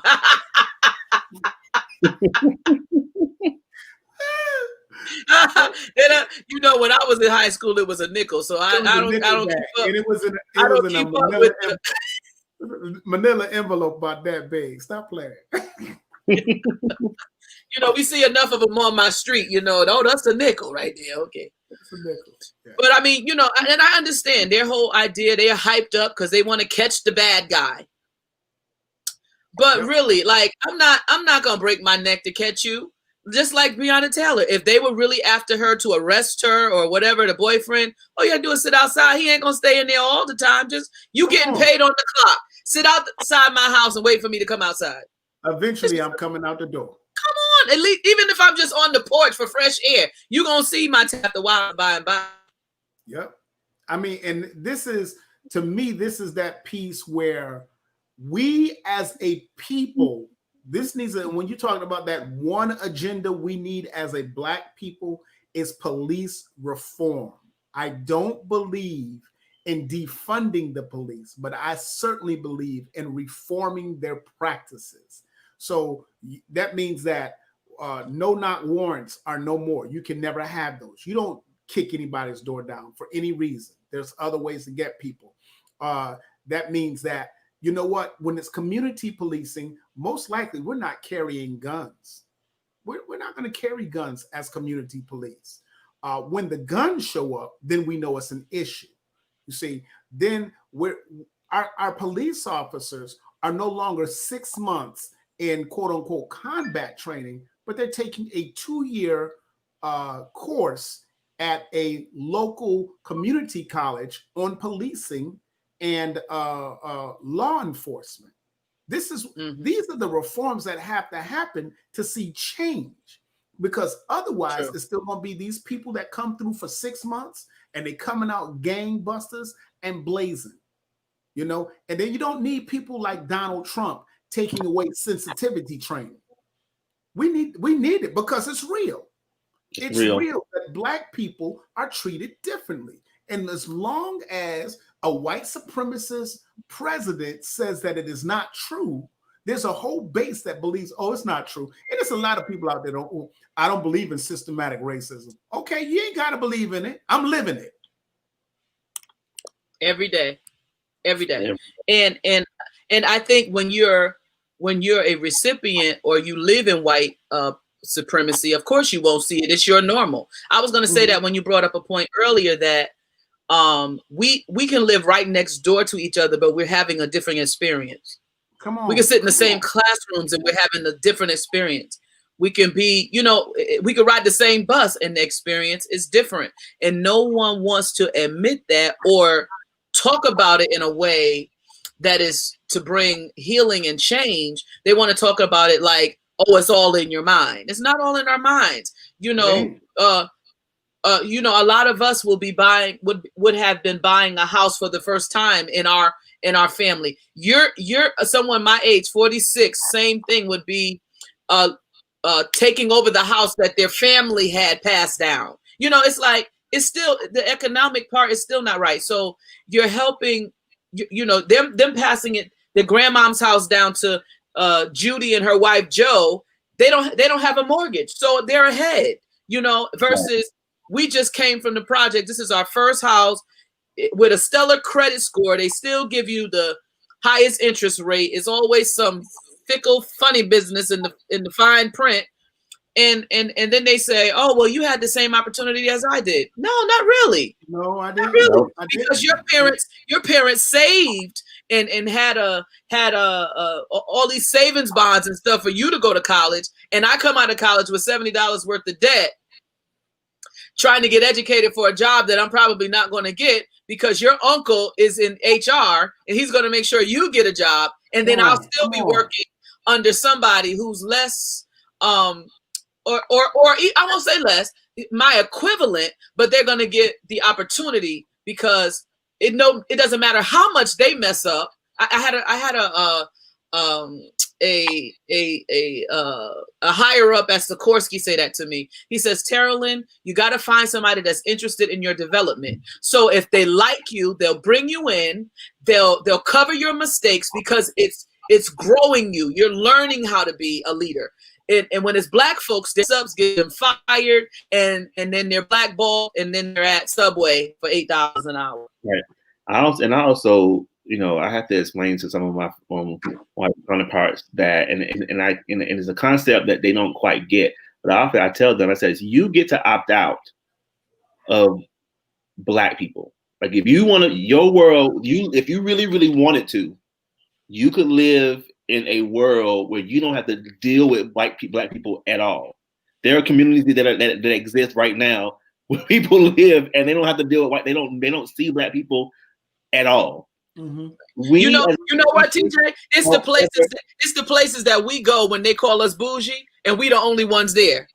But on the flip side of that, we as Black people, we don't get to opt out of not seeing white people. We don't. There is no place we can go where people, because they're taking over our neighborhoods. So we don't get to opt out. And so I tell my friends, like, you gotta quit diminishing experiences that you don't get to. You get to opt out of having, because you don't ever have to worry about seeing a Black person if you really don't want to. That's so true. If you really don't want to, you ain't gotta see us. That's true. We don't have that same luxury. Y'all everywhere. That's true. That's true. That is so true. Even in places where you couldn't be, like, I'm going like baby kids. No, but like, for real, I went to Brooklyn and I went to Harlem and I'm like, Harlem, why am I seeing white people and Black people in Harlem? Like, that historically don't make sense to me. And I'm like, I had someone say, you all are everywhere. And that's no shame, but y'all are everywhere. And we don't get to opt out of that. Like, we have to deal with white cops. We have to deal, because there is no space in any job where it's just us occupying that space. There is no space. We don't have that. That's good. That's so true. That's good. I mean, look at Newhallville. I saw a Chinese lady walking a dog in Newhallville. I said, what is happening? I see white people jogging in Newhallville, in pistol waving Haven. Something is happening right under the nose of Black people. They don't even realize it. They are. But you see it though. It's unfortunately, unfortunately, a lot of Black people are oblivious to gentrification. They look around and like, oh, that's one white person. Oh no. Before you know it, then they're like, why did my rent just go up $500? Because the owner of the property no longer wants you there, because he can get 500 more from somebody else who's willing to pay that price. So that's a lot of it, is that we keep our heads. Some people keep their heads in the sand, so they're not cognizant of what is going on in life. That's because they ain't watching T is Talking. That's why they ain't watching T is Talking. They're not watching T is Talking, and they like you said, they're in survival mode. When you're in survival mode, your head is down and you are working, because it's just about, look, I just got to make it to this next paycheck. I get that paycheck. I got to make it to this next paycheck. I got to make it to this next. They're in that survival mode. Whereas there are a whole lot of people who are white who are not in survival mode, because, like you said, mama made this kind of investment, daddy made this kind of investment. And so now all we got to do is go to the bank and say, we need equity in our home that we've just paid for over the past 20 years. We need a $150,000 line of equity. So guess what they're going to get? $150,000 line of equity that they can live off of during the pandemic. I can't go get $150,000 line of equity on my house. Not if you don't want a Coretta to go upside your head. Hello. And she can't either, because I'm not going to allow it. I'm not. Great for the guy. We're not in that position. Right. But would we want more? Most certainly. Would we want to be in a place that we could relax during the pandemic? I still got to work. Yeah, I still got to work. If I had lost my job, then there would have been a problem. Right. Yeah, I hear you on that. Yeah. I hear you on that. But again, these are conversations that, unfortunately, the average Black folks are not having, and nor did they have an appetite for, nor because this conversation would be considered boring, because we ain't turned up and nobody's cussing and nobody's talking about, past. Is Alizé still a thing? You want me to say damn? The Cavassier. So look, we done talked about we. I said damn, and you said Alizé and Cavassier. So I guess we're good. Maybe we'll get a whole new audience next time.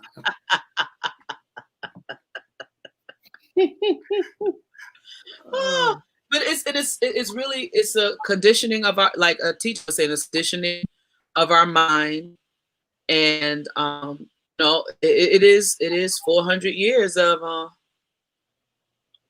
it's 400 years of abuse. That's what it is. Abuse. Yeah. It's abuse.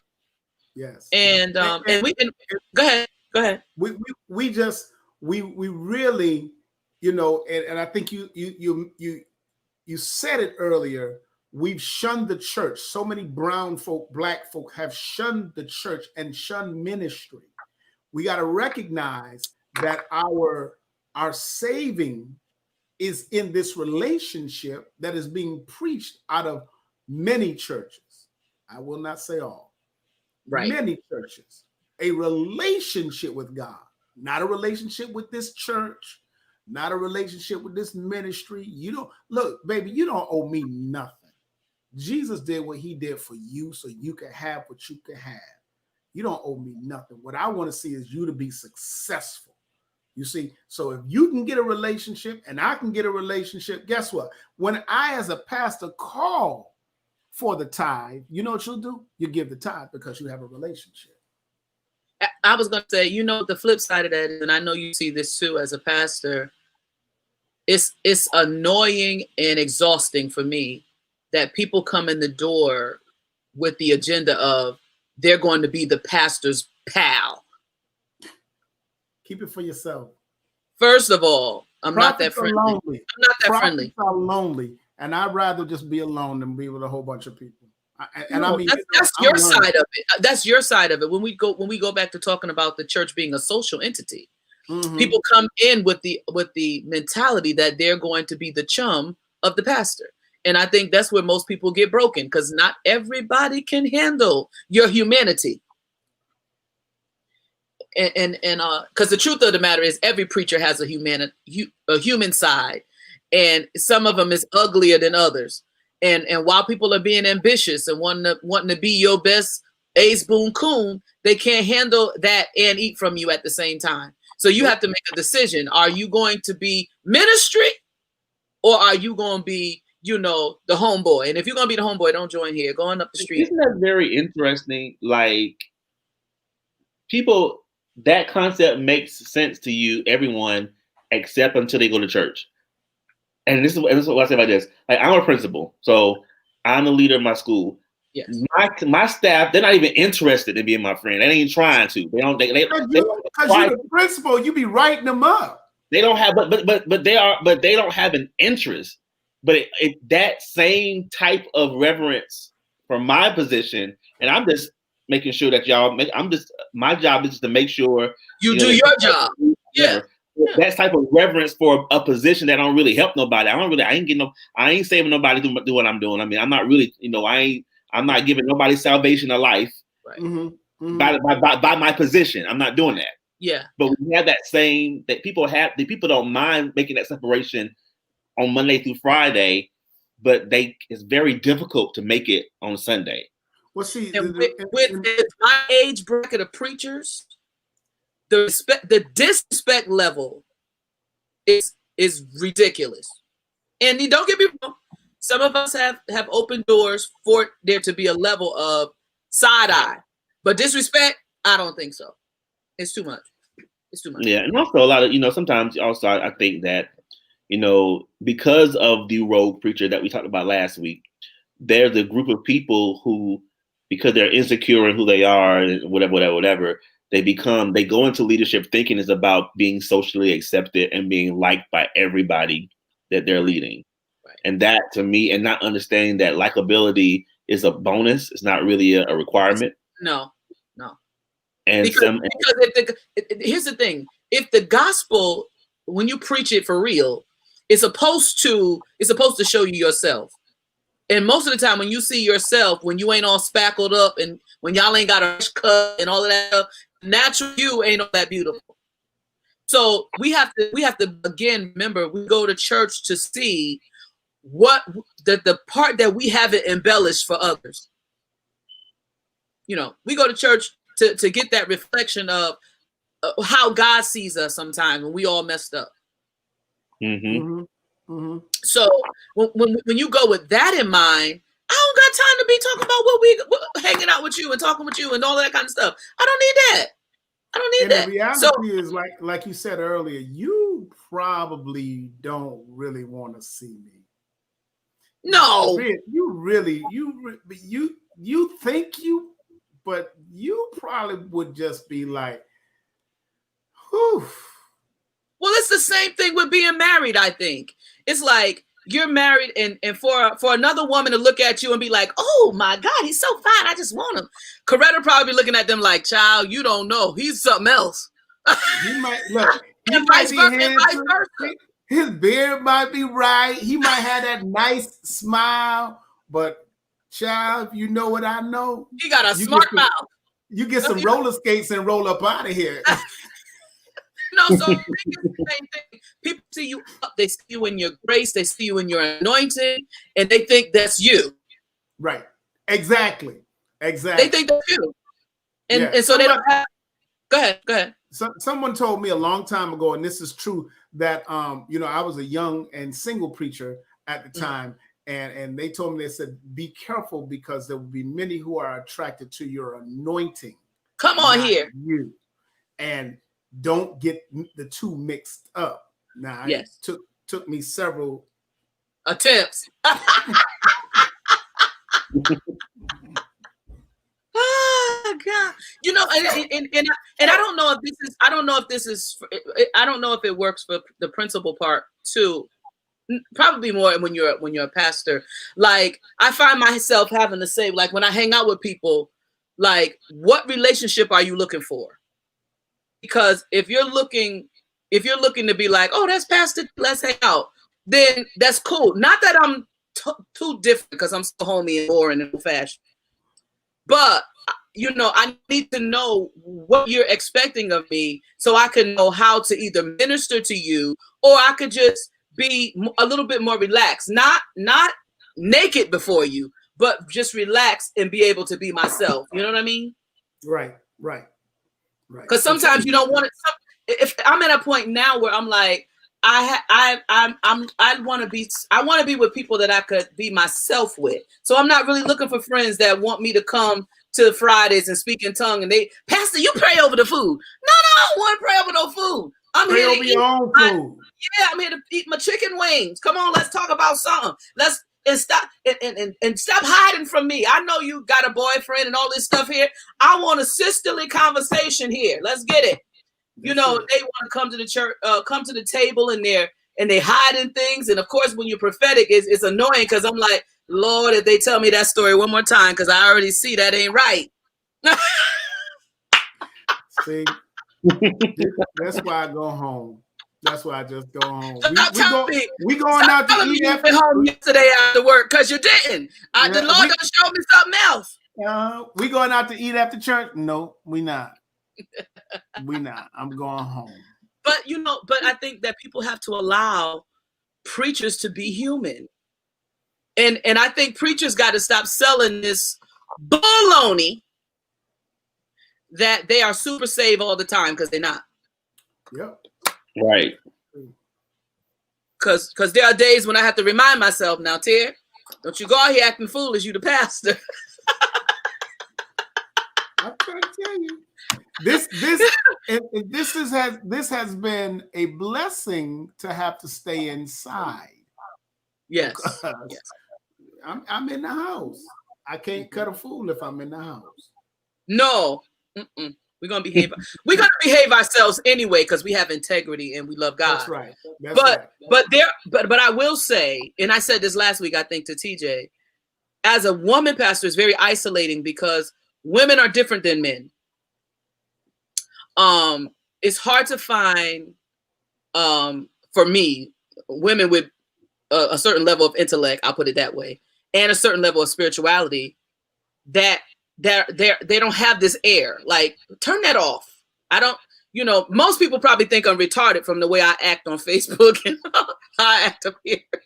But, in close quarters, there's certain things that my spirit and my heart and my soul need. And so I find myself being around guys like you guys all the time. You guys are my muse because I can't find that circle of women that are spiritual and intellectual and down to earth. at the same time. Not Well, I'm gonna be praying that you find some, because that's come important. on here. That's important for you as a woman, just as is important for us as men to have those people who are just those things that we are looking for: spiritual, intellectual, amusing. Really, you don't want to be around stuffy people all the time. No, it's not good for you.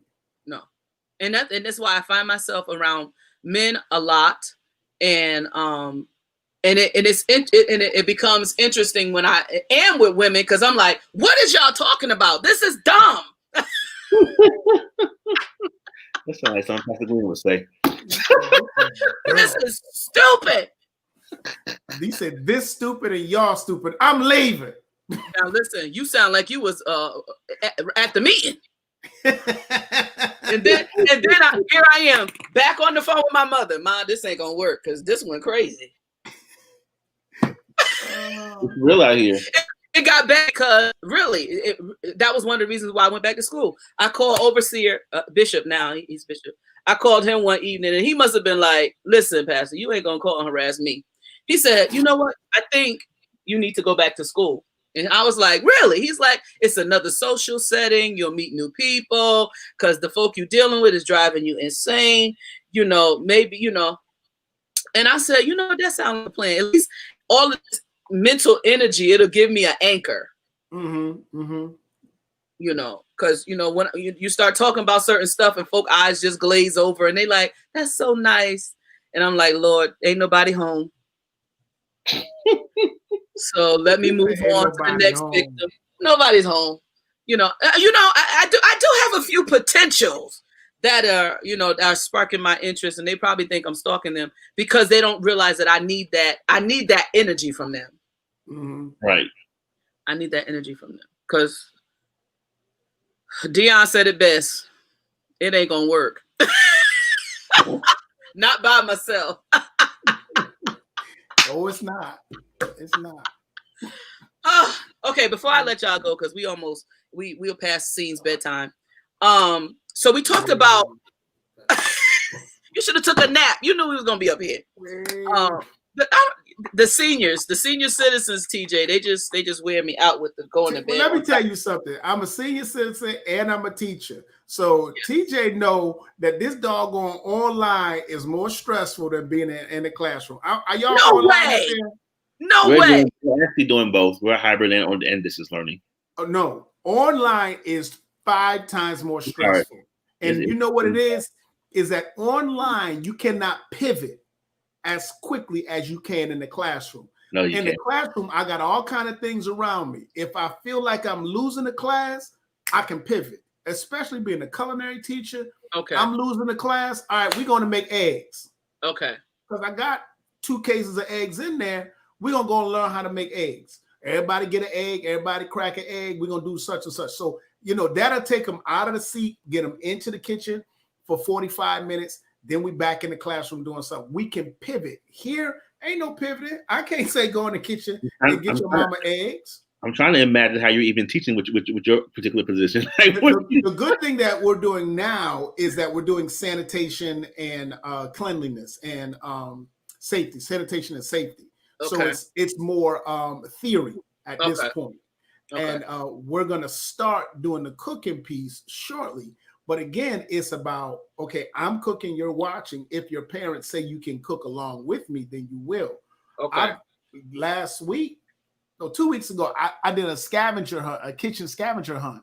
So I told her I was just calling out rubber spatula. And one lady came over to the camera and she said, if I wasn't in the house, I would have called you and questioned what the world was going on up in here. Because her job was back. Exactly. I had one child clear told me, my mama said, we got the stuff, but I can't get it. I said, okay, baby, don't worry about it.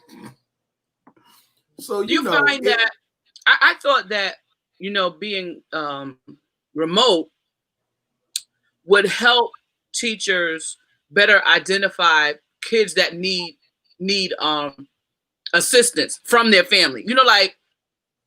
when they come to school, you don't see them all. You don't see the problems. Like when they're on Zoom, do you get a chance to see like, oh, maybe I need to call DCF over there because something ain't right. I mean, you have that. Like you do see some things in the background that you be like, what in the world? But for the most time, but honestly, my parents, this is only because I can only speak for my parents. They set up like actual learning spaces for their kids. Like they set up like this is a station. They set up computers. They did all kinds of stuff. Especially the ones who chose to do this as learning. They chose it for a reason. They made it sure they were set up right. Of course, there are some places where, like in New Haven, where you don't have an option, so you're gonna see some of that other stuff, right? But honestly, I haven't seen that. But that's good to hear, though. That's good to hear that people are taking it serious. The ones that are really taking it serious and saying, "Okay." I've got seniors whose first class is 9:30 in the morning. Can't get them out of bed. Oh God! Literally, can't. Computer open, camera on, and they're in the bed? Laying in the bed. Well, I did have to correct that behavior when the church was on prayer, and I had to say, listen, I should never know what your bed looks like and you in it. Not unless you kneeling next to it. That even sound wrong. Goodbye. Goodbye. I just should never see that. And we have to remember that the church is a hospital, so there's all kind of psychotic minds in there. And don't misunderstand because that's sister so and so and brother so and so that you still can't. You don't have to protect yourself in a way. Keep people out of your bedroom. I don't know. That's right. Find you a wall and turn your camera to that wall or whatever. Depending on how fancy you want to be, but we got to get this together. We can't do this, and so it's interesting to hear you say that. That kids are doing the same thing. You're in your bed, and TJ, do your teachers tell you that it's a lot harder? Yeah, I know it's harder because I've seen the work that goes into it. Like you got to plan for every second of that distance learning time. Otherwise, and you gotta literally plan for the engagement. Like you said, you don't get an opportunity to because once you lose them, it's hard to get them back. So how does this work? Like you have what's the increment of time for your class? I have one class is 90 minutes. Oh God! Yeah, it's a 90-minute. Look at TJ's face. Wait, no, that's one. That's other a lot of minutes there. 3 hours. So I told my teachers, like, you have to build in breaks in your time. Oh, no doubt. Yeah, you got to build in the breaks. Like, there is no doubt.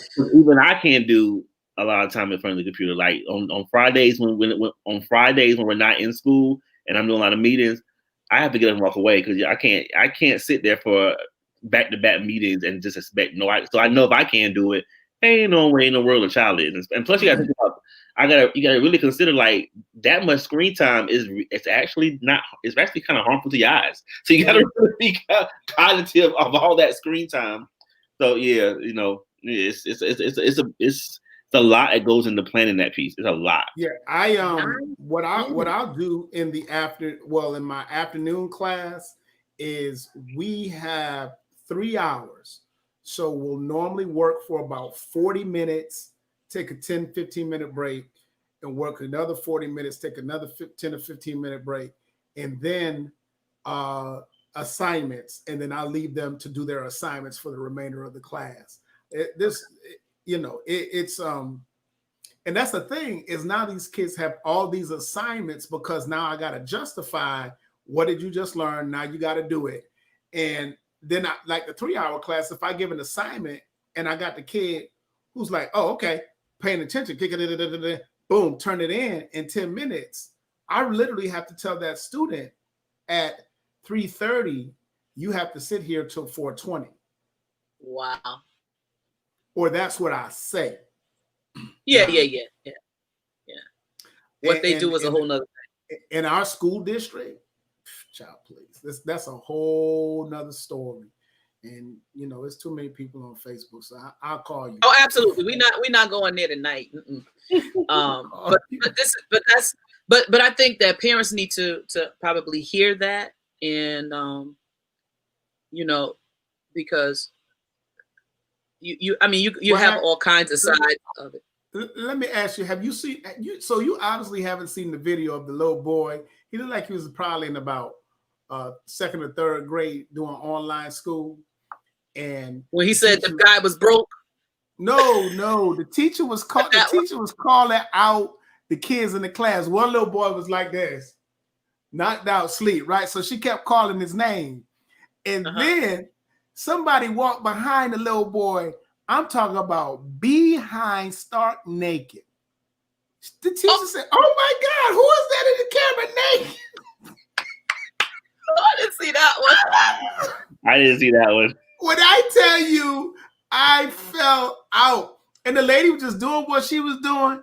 And then when she heard, I guess she heard the teacher, looked around and looked at the camera. She's like,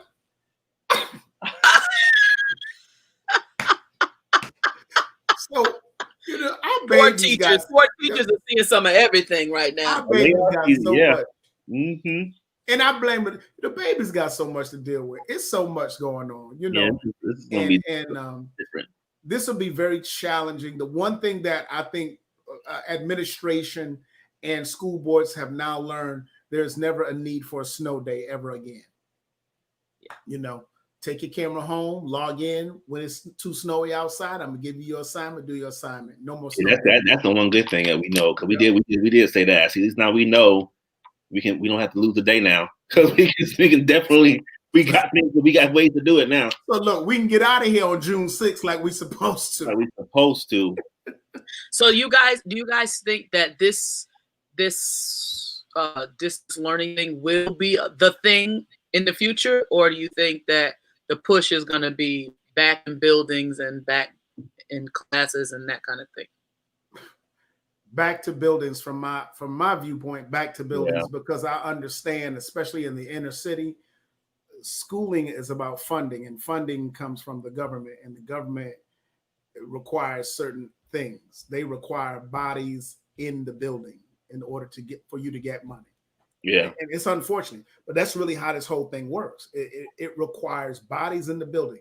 They give you X amount of dollars per student. And so you can't say, well, I don't have these students. Now, I think it'll probably be 2 good years before we go back full. I think all of this year, most schools will be hybrid or both. Next year will probably be hybrid, and then the following year we'll get back, because by that time I think that they'll have a vaccine that those who choose to take it can take it. So yeah. Well, I think we can wrap this up. We thank you for guys. Understanding. If all hearts and minds are clear, we thank you guys for sitting in tonight and for shooting the breeze with me. We see we have a few people still on. Y'all need to like and share so that we can get some information out here to our folks. If y'all don't take nothing away tonight, please take away. We need to vote. Voting is essential. It's necessary. It's imperative. It's all those things that is detrimental. All of those things. We need to vote. I'm not sure in our town if we're going to have these registering campaigns, but if we can, I didn't get the chance to ask you guys what you thought about the ballot voting and mail-in voting and all of that stuff. But however you can get it done. If you can get the ballots into your house and mail it in, then mail it in. If you can get down there, then go down there. And I mean, if we go to the supermarket, we can go down there to vote. Just in and out. If you go early enough, when colored folks are asleep, you can get in and out. All right. So you guys have a good night. I see some of y'all writing in the comment section. Y'all be blessed, and we'll see you next week. All right. Thank you. All right, folks. Good night. Good night. Thank you.